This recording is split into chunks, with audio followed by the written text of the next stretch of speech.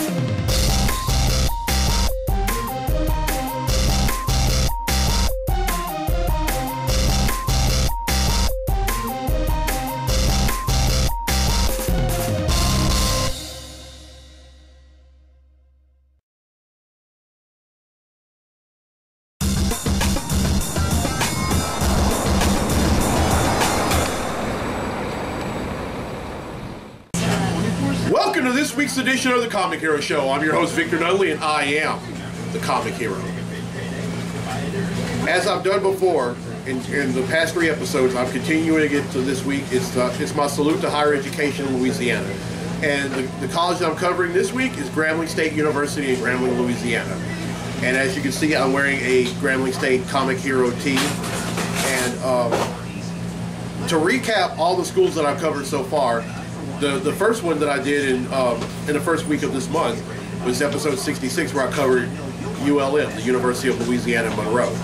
And then in episode 67, I covered LSU. And then in episode 68, which was last week, I covered Louisiana Tech University. And this week I'm covering Grambling State University. So if you're currently a student at Grambling or an alum, and I know plenty of folks who are both. I thank you for watching this episode. But I also have some very discouraging news as well. Because it's also a school in Louisiana, I'm also covering that other school. I'm sorry, I have to do it. So I gotta ask, any questions?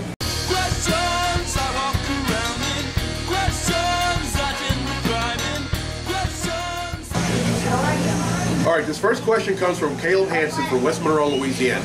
He asks, my favorite superhero is Aquaman, but I'm constantly getting told he is one of the worst. What is your opinion of the Nautical Superman? Nautical Superman, Caleb, I love that. Well, actually, Caleb, I actually read Aquaman. I've been reading Aquaman since 2011, and he is not the character that a lot of folks think he is anymore. Now, when I was growing up, I used to think my opinion of Aquaman was the same as just about anyone else. I thought the only thing he could do was breathe underwater and air and talk to fish. But then as I got older, I found out that there was more to him than just that. Not only can he talk to fish, he can talk to just about any sea animal. It doesn't have to be a fish. It could be a whale, a shark, an octopus, a squid, a walrus, a sea lion. I mean, I could just go on and on, but there's more to him than that. And also, he can manipulate water. Well, he can't manipulate water, but he can control water and use it as a weapon. And he has super strength. And not only that, but Aquaman, he's also half human, half Atlantean. I mean, his dad was a human being who was also a fisherman by the name of Tom Curry, and his mom Atlanta used to be the Queen of Atlantis until her supposed death. And I'm going to talk more about Aquaman a little later on in comically speaking segments. But so Caleb, if I were you, I will get your butt down here and buy a copy of Aquaman number 41. That is the when you read, or I can let you borrow some of the issues of Aquaman that I have. But he is definitely a legit superhero now, you know, since DC redid everything back in 2011. So yeah. All right, this next question comes from Jake Young from Springfield, Missouri, who I was in band with at Louisiana Tech. He asks, "Hey Victor, what's the episode number?" Jake, why did you ask me that? Sorry, but I'm not going to do it. I'm like Dana Carvey as George H.W. Bush. Not gonna do it. I'm not going to stand here and say that the episode number or the number of this episode is 69. Yeah! All right!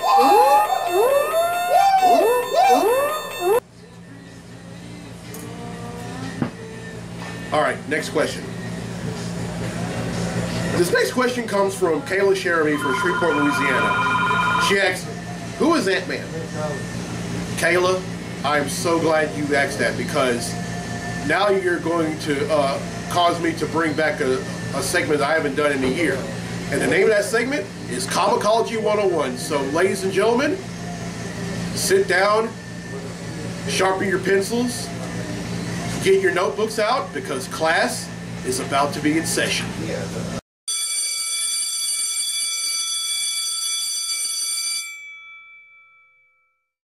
Welcome to Comicology 101.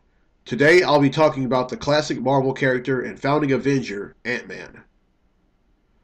Ant-Man is the name of several fictional characters appearing in books published by Marvel Comics. Ant-Man was originally the superhero persona of Hank Pym, a brilliant scientist who invented a substance that would allow him to change his size. Hank Pym was created by Stan Lee, Larry Lieber, and Jack Kirby, and first appeared in Tales to Astonish number 27 in January of 1962. His first appearance as Ant-Man was in Tales to Astonish number 35 in September of 1962. After Pym retired his Ant-Man identity, successors Scott Lang and Eric O'Grady have used Pym's technology to take on the role of Ant-Man. Ant-Man's powers and abilities are size shifting from nearly microscopic to 100 feet gigantic, maintaining strength of a normal size in a shrunken state, bioenergy projection, also known as a biosting, and superhuman strength and agility. All three bearers who were Ant-Man have had the ability to reduce their size, though methods of activating their power varied, including exposure to a gas, taking a tablet, or merely commanding their body to shrink.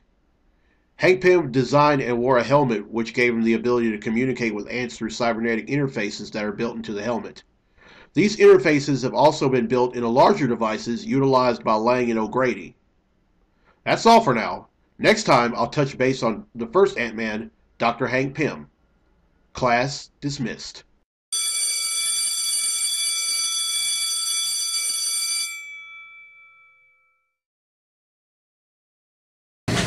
All right, Kayla, I hope that answers your question, and tune in to next week's episode, and I'll be discussing the three characters that took on the mantle of Ant-Man. All right, folks, up next is Comically Speaking, so without further ado, let's talk comics!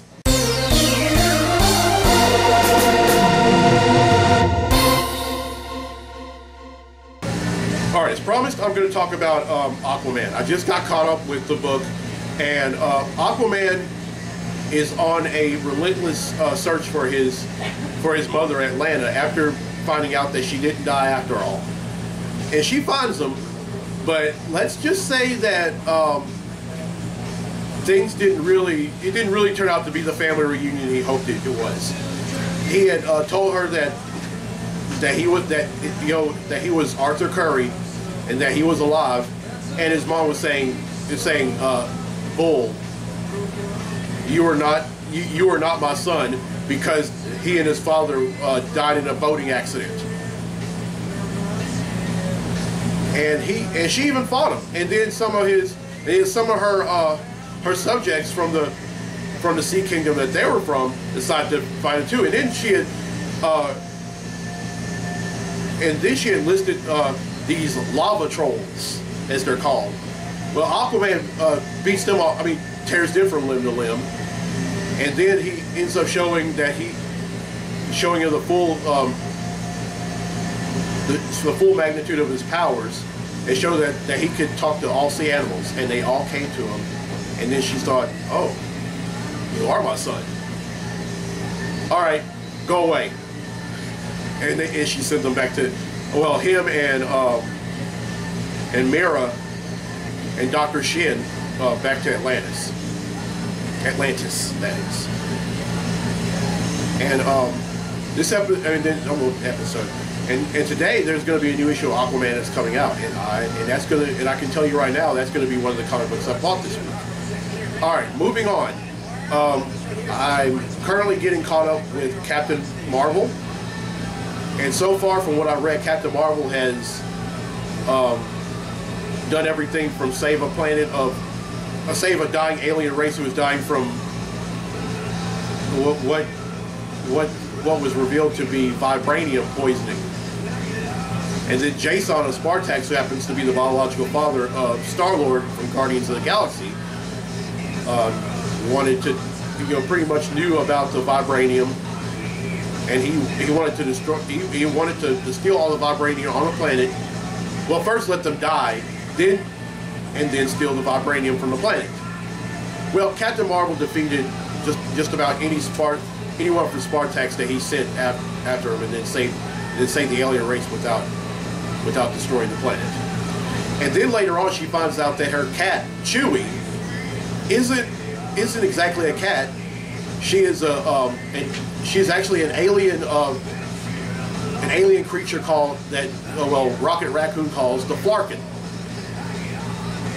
Now, Rocket Raccoon has been calling Chewie a Flarkin since issue #1 of Captain Marvel, and then Captain Marvel gets offended by that, and she tells him he's not a Flarkin or whatever you want to call him, but she's a cat. Now stop it.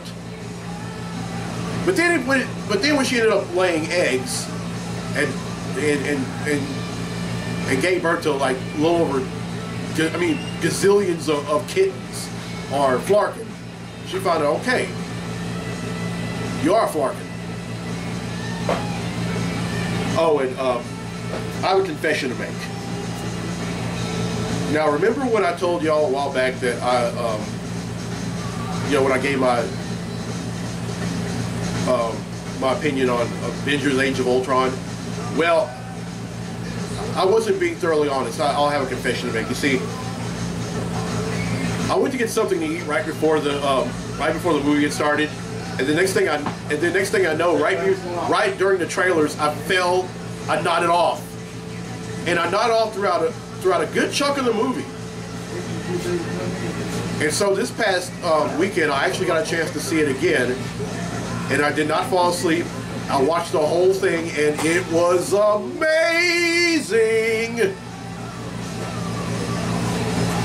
And I can't wait for the Avengers Infinity War movie to come out, and also can't wait for Captain America Civil War to come out, because get this, Spider-Man makes his Marvel Studios debut. Now you're probably thinking, wait a minute, wasn't he already in Marvel movies? Yeah, but those movies, but Spider-Man, but Sony and Columbia own the rights to Spider-Man. But just like I said a few months ago, Marvel Studios have claimed the rights to Spider-Man, and we're about to see yet another Spider-Man. It's not going to be Tobey Maguire or Andrew Garfield. I forgot what his name was, but but like Andrew Garfield, he's a British actor, and he's going to make an appearance in Captain America: Civil War, and then right after that, he's going to be getting his own movie. All right, that's it for Comically Speaking. So then, let's get to the comics I bought this week. Comic books I bought this week. Okay, first up is E is for Extinction #1. This is a Secret Wars miniseries, or a miniseries within the Secret Wars miniseries, and it's kind of a what-if tale because the original E is for Extinction story arc took place in well, not all new X-Men, but new X-Men. Can't exactly remember what number I think it was like 114 or 113, and it was back in 2001. And this is kind of a what-if story arc. As you can see, leading these group of X-Men is Magneto. All right, up next is Teen Titans number 9. This is kind of spiraling out of the Teen Titans annual that was just released, where where Superboy is trying to regain the trust of the team. Oops. All right, up next is Superman number 41. This is the continuation of the true story arc that's spanning through issues of Superman, Action Comics, Batman, Superman, and Wonder Woman. Not Wonder Woman, but Superman, Wonder Woman, rather. And this is the first issue for new writer Gene Luen Yang, who is most famous for his work on Boxers and Saints, American Born Chinese, and Shadow Hero. Oh, the artist is still John Romita Jr. All right, up next is Green Lantern Lost Army number 1. This is the new Green Lantern series, and it is pretty much centered around the Green Lantern Corps. They're all lost in space and with no way back to Mogo. And some noted characters in this book are Guy Gardner and John Stewart. All right, up next is Flash number 41. This is the first story arc since Convergence, and in this one, the Flash goes up against Professor Zoom. Now, whether this is the original Professor Zoom, Yobert Thawne, or Daniel West, is well, I don't know yet because obviously I haven't read it, but I will let you know in a future episode. All right, up next is Spider-Gwen number 5. I'm not going to read this book until I bought issues number 1 and 2. Because one thing about me, I don't like to read a certain amount of books and have to backtrack. I know that sounds a little OCD, but that's just the way I do it. All right, up next is Uncanny Avengers number 5. And I haven't started on this yet because, well, so many books I'm trying to get caught up with them. And folks, y'all are gonna have to bear with me. I mean, when you read as many books as I read, sometimes it can be time consuming. It can take days. It can take weeks. It could, well, it hasn't. I don't think it's ever taken months. All right, and finally, Aquaman number 41. This is the first issue of Aquaman since Convergence, and Aquaman is trying to take back his his title as King of Atlantis, and he is going to find out that there's a traitor in the midst. Okay, that's 8 I bought, which brings the total number of comics that I bought since December of 1997 to 6,863.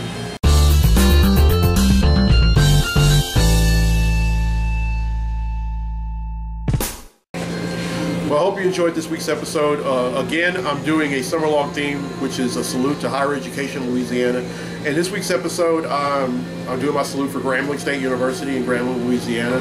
So, I mean, I've never attended Grambling. However, I handpicked Grambling as one of 13 colleges and universities in Louisiana that I'll be covering. And next week, I'll be covering Northwestern State University. Oh, and I also want to acknowledge that one of my viewers, Xanthi Seals, she had just received her I'm happy to say that last month she just received her doctorate from Grambling State University. So, congratulations, Xanthi. And my uncle Elmer Nunley Jr. rather, he graduated from Grambling in the early '70s, and I also want to recognize him as well. Now, like I said before, next week I'm going to be covering Northwestern State University in Natchitoches, Louisiana. So if you're watching this and you either attended and or graduated from Northwestern State University, stay tuned for that. And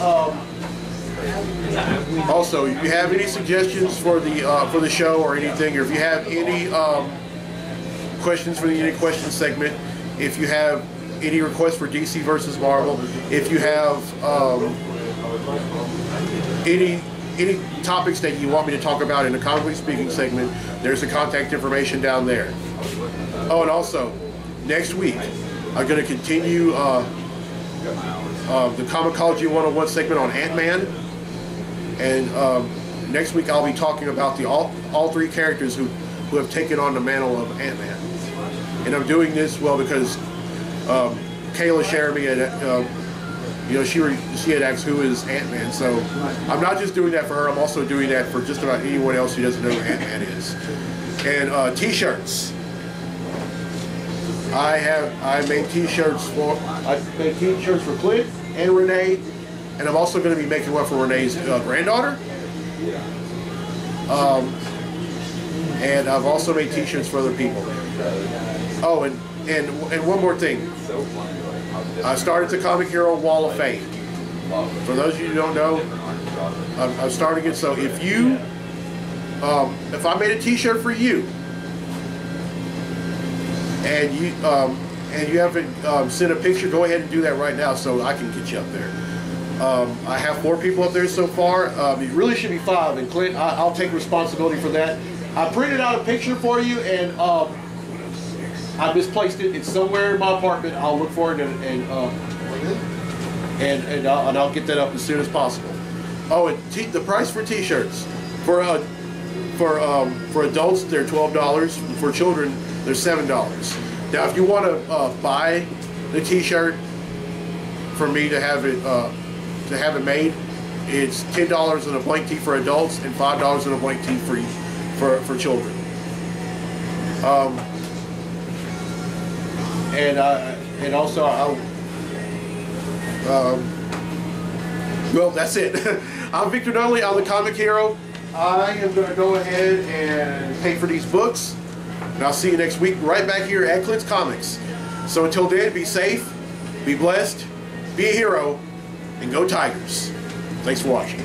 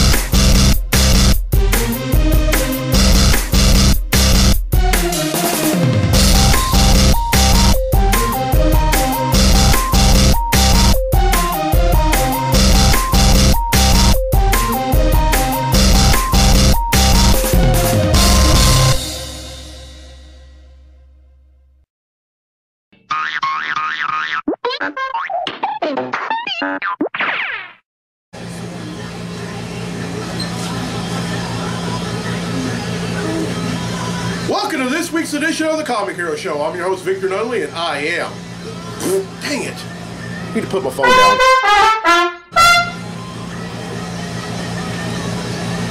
Welcome to this week's edition of the Comic Hero Show. I'm your host, Victor Nunley, and I am the Comic Hero. Continuing my summer-long salute to higher education in Louisiana, I'm wearing this Comic Hero, this Grambling State University Comic Hero themed Comic Hero shirt, and I need to do that again because that sucked.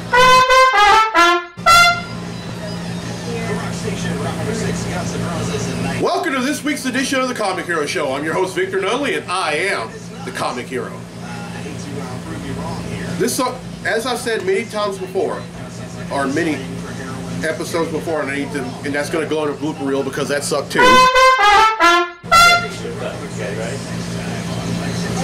Welcome to this week's edition of the Comic Hero Show. I'm your host, Victor Dudley, and I am the Comic Hero. Continuing my summer-long theme for the summer, which is a salute to higher education, Louisiana. I made this Grambling State University Comic Hero tee. Of course, the college I'm covering is Grambling State University in Grambling, Louisiana. And I started out with episode 66. I covered ULM, and episode 67 LSU. Last week's episode, episode 68, was Louisiana Tech University, and now this week is Grambling State University. And I need to do that again. I'm just not feeling it today. Welcome to this week's Peter Brady.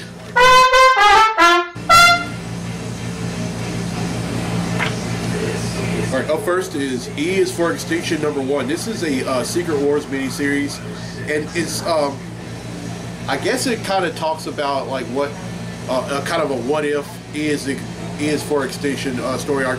The original E is for Extinction story arc. Dang it, tongue tied. Okay, well, I hope you enjoyed this week's episode. Again, I'm doing a summer-long theme called a salute to higher education and dang it.